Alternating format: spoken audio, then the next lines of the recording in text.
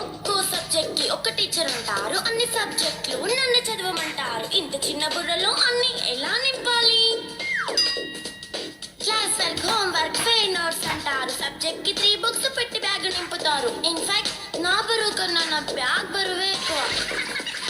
క్వశ్చన్లు, ఆన్సర్లు, సర్ప్రైజ్ టెస్టులు అన్ని దాటుకొని మళ్ళీ స్కూల్ వ్యాన్ ఎక్కేసి అమ్మయ్య ఇక ఇంటికి వచ్చేసామనుకుంటే మార్క్స్ తక్కువ వస్తే చెయ్యాలి అసైన్మెంట్. రిపోర్ట్ కార్డ్ చూపిస్తే ఇంట్లో ఉన్న పనిష్మెంట్. హోంవర్క్ చేయమంటూ మమ్మీ చంపుతుంటుంది. ట్యూషన్ టైం అయిందని డాడీ తరుముతుంటాడు. డాన్స్ క్లాస్ కి వెళ్ళమని తాతయ్య తిడతాడు. స్నాక్స్ తిని వెళ్ళమని నాన్నమ్మ ఆపుతుంది. ఇక అన్నీ అయిపోయాక కాసేపు టీవీ చూద్దామంటే మమ్మీ ఎంట్రీ ఇచ్చింది. బెడ్ యొక్క మంది చిన్న నాప్ తీసేలోపు తెల్లారిపోయింది.